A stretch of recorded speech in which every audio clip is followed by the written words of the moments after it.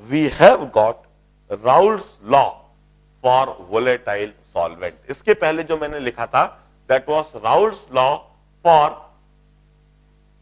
Non volatile solute. अभी जो मैं बता रहा हूं दिस इज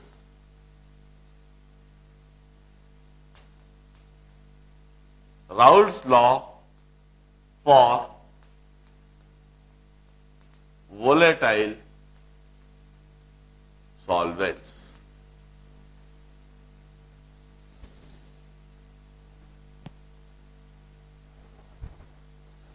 अब देखिए बिल्कुल साधारण सा लॉ है, जितना ज्यादा ए के मोल्स होंगे उतना ही ज्यादा ए का मोल फ्रैक्शन होगा, उतना ही ज्यादा सरफेस पर ए के मॉलिक्यूल्स होंगे, उतना ही ज्यादा ए के सरफेस मॉलिक्यूल्स उड़ने की टेंडेंसी दिखाएंगे, उतना ही ज्यादा ए का पार्शियल वेपर प्रेशर होगा।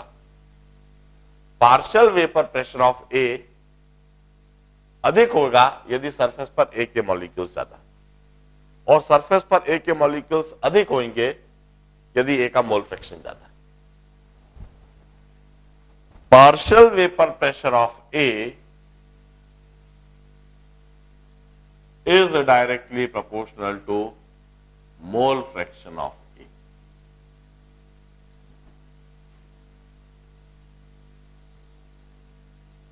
Partial vapor pressure of A is directly proportional to mole fraction of A. और इसी तरह से B का पार्शियल वेपर प्रेशर अधिक होगा यदि सरफेस पर B के मॉलिक्यूल्स ज्यादा और सरफेस पर बी के मॉलिक्यूल्स अधिक होंगे यदि बी का मोल फ्रैक्शन ज्यादा। Partial vapour pressure of B is directly proportional to mole fraction of B. बिल्कुल साधारण सा यह कंसेप्ट होगा। अब हम कहेंगे प्रोपोर्शनलिटी साइन दोनों जगह से हटा के इक्वालिटी साइन लगा दूंगा और एक कांस्टेंट लगा दूंगा। PA would be equal to K1 XA और PB is equal to K2 XB।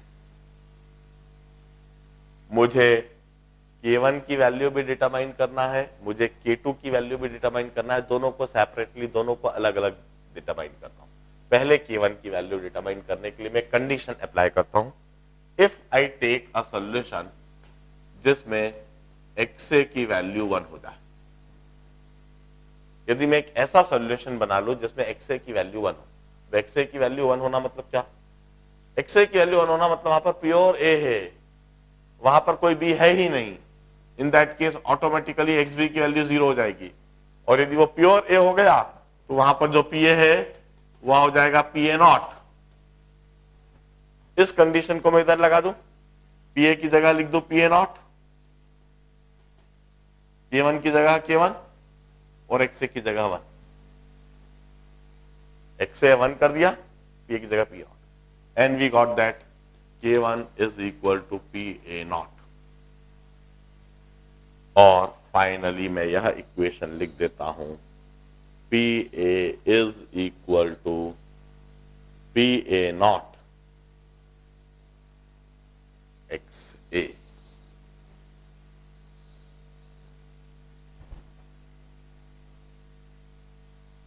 Partial vapor pressure of A is equal to PA0 XA। Partial vapor pressure of A is equal to PA0 XA। अब मैं K2 की value निकाल देता हूं। K2 की value निकालने के लिए वंस अगेन मैं कंडीशन लगाऊंगा। इफ XB इज 1, यदि मैं एक ऐसा सॉल्यूशन बनाऊं जिसमें XB की वैल्यू 1 है, तो ऑटोमेटिकली उसमें XA 0 हो जाएगा। इसका मतलब वहां प्योर भी है, A कुछ है ही नहीं, और यदि वहां पर प्योर भी है तो PB की वैल्यू होना चाहिए PB0। अब मैं इस कंडीशन को इधर अप्लाई कर दूं तो पीबी की जगह मैंने लिख दिया पीबी नॉट, K2 मुझे डिटरमाइन करना है और XB की जगह 1। तो इससे मुझे समझ में आ गया that K2 is equal to PB not.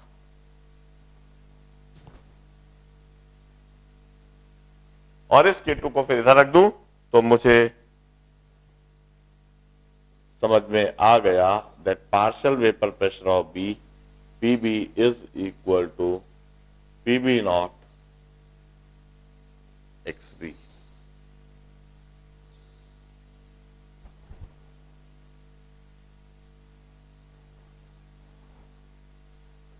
हमने जो सॉल्यूशन बना है, इस सॉल्यूशन में A का vapour pressure partial vapour pressure और B का partial vapour pressure Dalton's law से राउल्स लॉ से लिख दिया। अब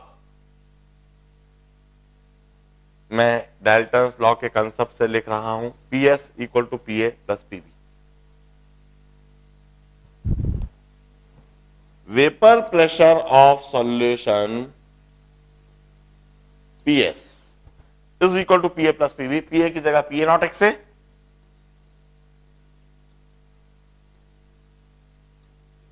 और PB की जगह PB नॉट XB।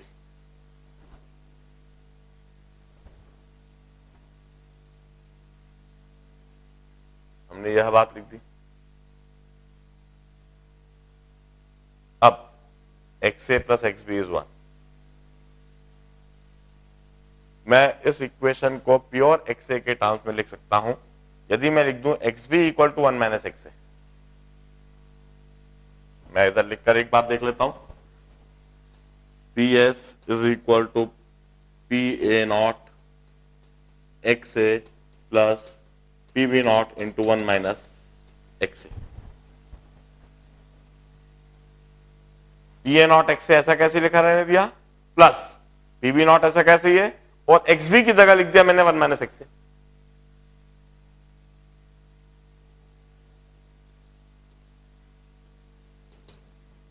और वहां पर जो मुझे दिखने लगेगा PS is equal to PB naught plus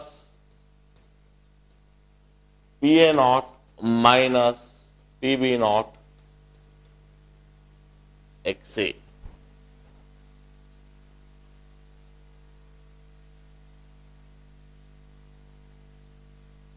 if I write it in terms of XA।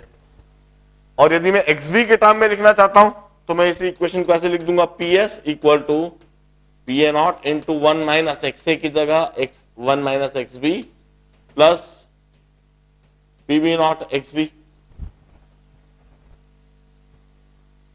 तो यहां PS दिखने लगेगा PS is equal to PA naught plus PB naught minus PA naught. PB naught minus PA naught XB. I may write this equation in this manner. This is the vapor pressure of resulting solution.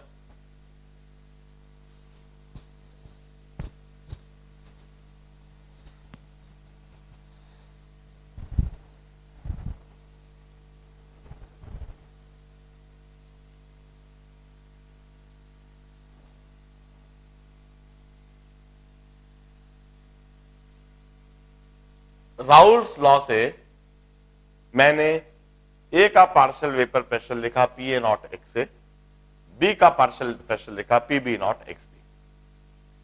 फिर कहा कि Dalton's law से ए का partial pressure और B का partial vapour pressure, ये जो solution के ऊपर ए के मोल से उनकी वजह से ए का पार्शियल प्रेशर और बी के जो मोल से उनकी वजह से बी का पार्शियल प्रेशर, उन दोनों पार्शियल प्रेशर को यदि हम ऐड कर दे तो total vapour pressure of solution, तो PS हो गया PA naught XA plus PB naught XB।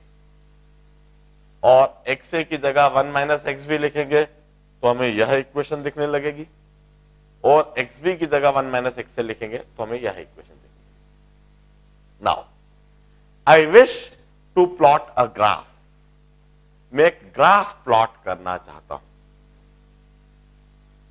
A graph describing the variation in vapour pressure with mole fractions.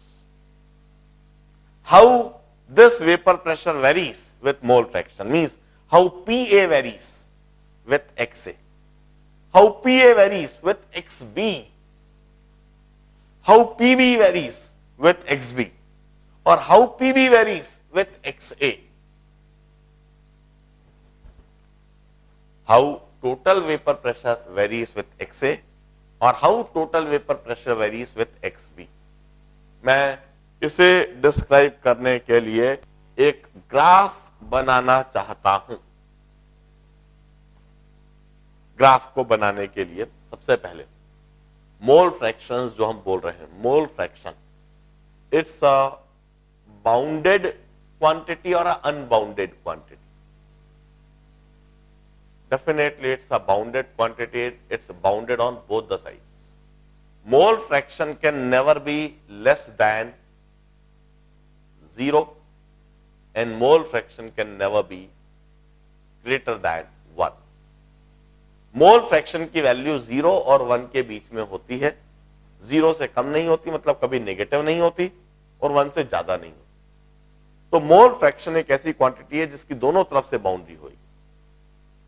अब क्या मुझे वेपर प्रेशर वर्सेस XA और वेपर प्रेशर वर्सेस XB इन दोनों के लिए दो अलग अलग ग्राफ बनाने होंगे?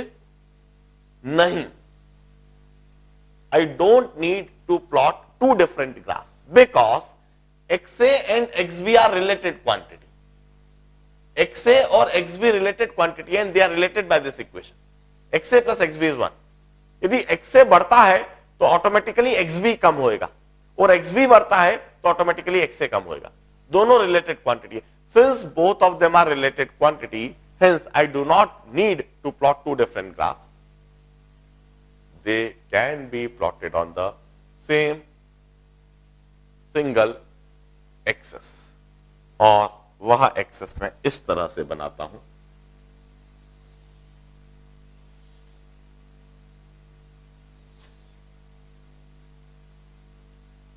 इस जगह पर मैं XA प्लॉट करता हूं, और क्यों ना मैं इस बोर्ड के इस साइड पर बनाता हूं।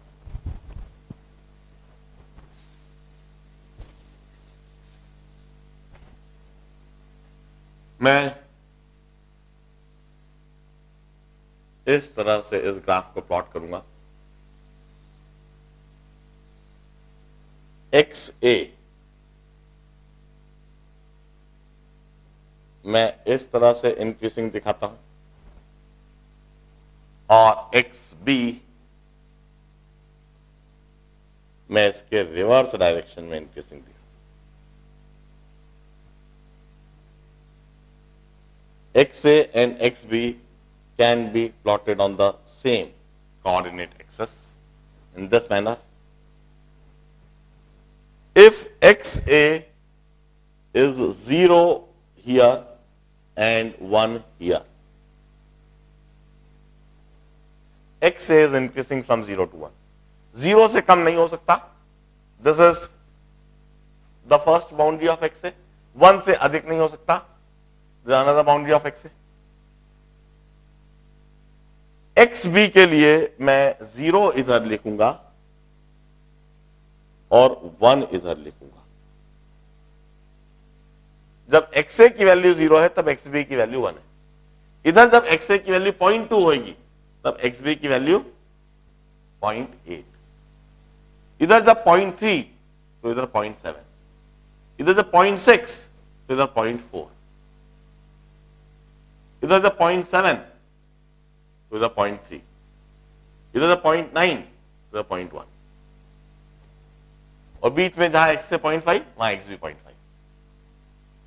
मैं कहता हूं XA और XB दो रिलेटेड क्वांटिटीज है, और इन दोनों रिलेटेड क्वांटिटीज के लिए दो अलग अलग एक्सेस बनाने की आवश्यकता नहीं है। एक ही एक्सेस पर इन दोनों के वेरिएशन को इस तरह से डिस्क्राइब करा जा सकता है। अब इसके बाद vapour pressure.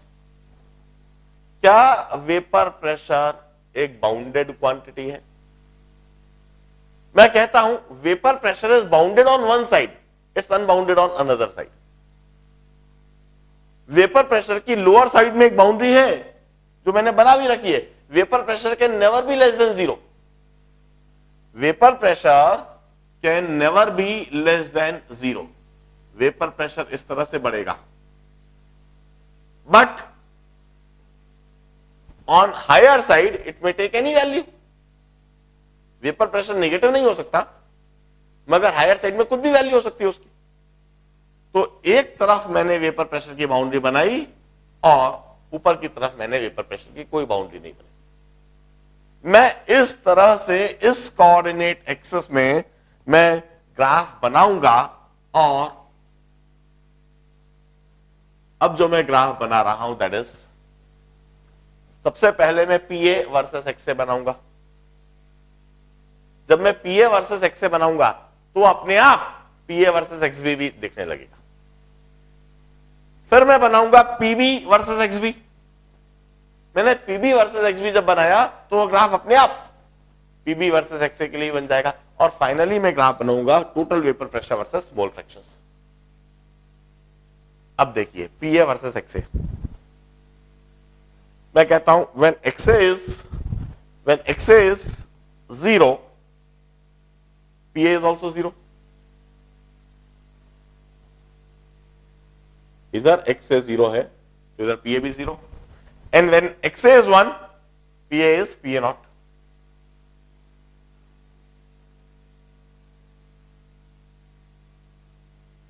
PA naught. Here XA is 1, PA is PA naught. PA equal to PA naught XA. Straight line होनी चाहिए, दो पॉइंट के बीच में सिर्फ एक स्ट्रेट लाइन बनेगी।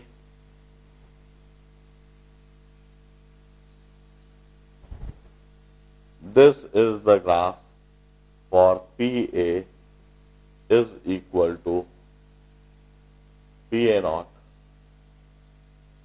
XA. यह ग्राफ PA वर्सेस XB भी बन गया है, XB के लिए भी कोऑर्डिनेट एक्सिस बनी हुई है। अब मैं बनाता हूं what is PB versus XB। When XB is 0, PB is 0. जब XB की वैल्यू 0 है तब PB की वैल्यू 0 है। And when XB is 1, PB is PB naught. PB कहीं इधर, PB naught। हम देखें since PB naught is greater than PA naught, इसीलिए PA naught से ऊंचा मैंने PB naught लिया है, जो मैंने कंडीशन एज्यूम करी उसी को ध्यान में रखते हुए, और इन दोनों के बीच में यह straight line, since this is equation of straight line. Now this is the graph for PB is equal to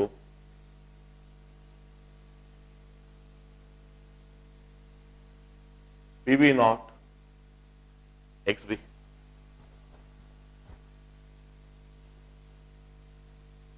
अब मुझे बनाना है टोटल वेपर प्रेशर वर्सेस मोल फ्रैक्शंस। मैं कहता हूं XA की जगह 0 रख दो, XA की जगह 0 रख दो तो आपको PS equal to PB naught दिखने लगेगा। XA 0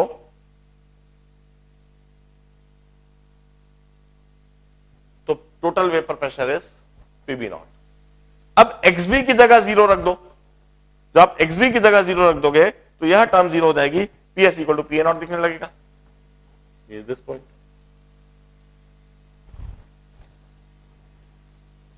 अब आप देखें this is equation of straight line, y is equal to C plus mx।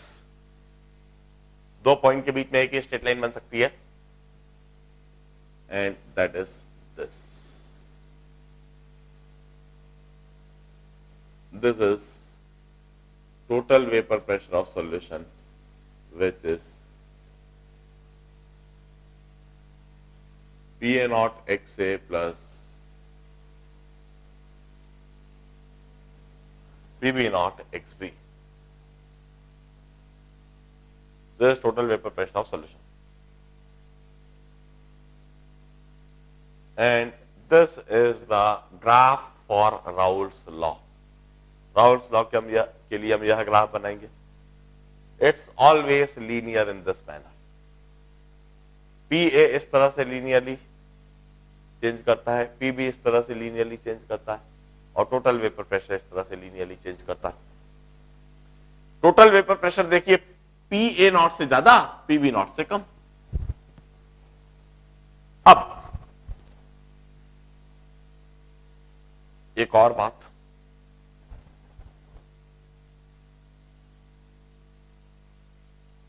इस सॉल्यूशन में, सॉल्यूशन के ऊपर A के भी मोल से और B के भी मोल से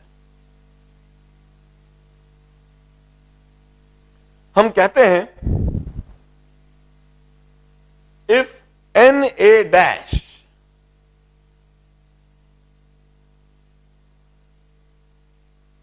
are moles of A in vapor phase.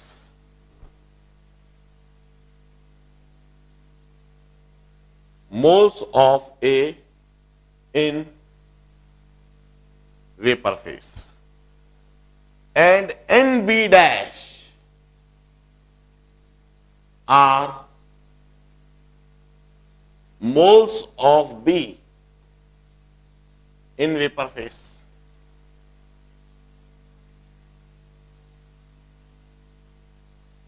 तो मैं डाल्टन्स लॉ से एक बात लिख सकता हूं, जो मैं लिख रहा हूं डाल्टन्स लॉ. डाल्टन्स लॉ जो गैसियस स्टेट में पढ़ा है, PA into V equal to Na dash into RT. PA into V is equal to Na dash into RT and PB into V equal to NB dash into RT. This is Dalton's law. PA तो वही है, partial vapour pressure of A. PB भी वही है, partial vapour pressure of B. V क्या है? What is V here? V is the total volume of this gas phase above this liquid. इस solution के ऊपर ये जो पूरा गैस फेज है, जो क्लोज्ड गैस फेज दिख रहा है क्लोज्ड वेसल में, that is V. Na dash is vapour molecules of A. ये जो वेपर मॉलिक्यूल्स ए के हैं जो इसके अंदर है, R is universal gas constant and T is ambient temperature. हम इसी तरह से PB into V equal to NB dash into R T. PB is partial vapour pressure of B. ये जो बी के मॉलिक्यूल्स है, वेपर मॉलिक्यूल्स, इनकी वजह से लगने वाला प्रेशर. और V is the total volume of this vapor phase. NB dash ध्यान रहे, इधर मैंने Na और NB लिखा है. Na is moles of A in liquid phase. NB is moles of B in liquid phase. ये अलग है. और इधर मैंने क्या लिखा है? Na dash, NB dash. Na dash means vapor phase में जो A के मोल्स है इंटू RT. अब यदि इस इक्वेशन को मैं इससे डिवाइड कर दूं तो मैं लिख सकूंगा PA upon PB is equal to Na dash upon NB dash. V से V कैंसल्ड, RT और RT कैंसल्ड. अब इस PA upon PB is equal to Na dash upon NB। इसको यदि मैं डिवाइड कर दूं टोटल मोल से, न्यूमरेटर में भी और डिनोमिनेटर में भी, न्यूमरेटर और डिनोमिनेटर दोनों में मैंने टोटल मोल से डिवाइड कर दिया। Total moles N, total moles किसके टोटल मोल्स? इस वेपर फेस में टोटल गैस के मोल्स, जो वेपर फेस है इसमें टोटल गैस के मोल से डिवाइड कर दो, ए बी और दूसरे भी गैसेस है तो Na डैश अपॉन N क्या हो गया? It's mole fraction of A in vapour face. Pa upon PB, Pa upon PB is equal to Ya upon Yb. Pa upon PB is equal to Ya upon Yb. This is Dalton's law. Here what is Ya? Ya is mole fraction of A in vapor phase. Ya is mole fraction of A in vapor phase. Yb is mole fraction of B in vapor phase. Ya is mole fraction of A in vapor phase. Yb is mole fraction of B in vapor phase. Dalton's law और Raoult's law मैं इधर summarise करता हूं।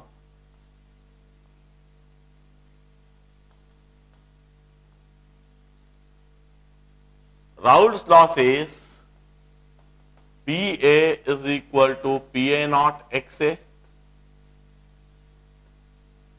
PB is equal to PB naught XB, and PA upon PB is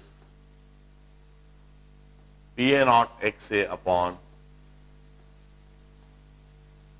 PB naught XB। यह Raoult's law है। Raoult's law relate vapour pressure of solvent with mole fraction of solvent in liquid phase. XA and XB are mole fraction of solvent in liquid phase, while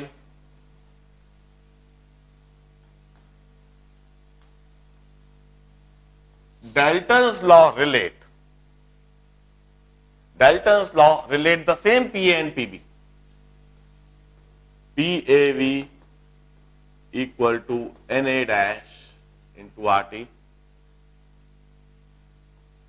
PBV equal to NB dash into RT, and PV equal to nRT, and finally PA upon PB is equal to Ya upon Yb. Dalton's law relate the same PA and PB in terms of mole fraction in vapor phase. Dalton's law इसी PA और PB को vapour phase में mole fraction से relate कर देता है।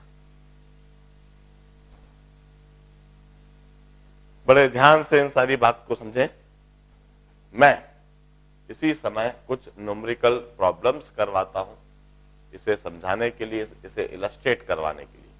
उन numerical problems को जो हम सॉल्व करेंगे तो यह चीज क्लैरिटी से थोड़ी समझ में आएगी। पहले यहां तक अब नोट डाउन कर ले, कहीं कोई डाउट हो तो पूछे।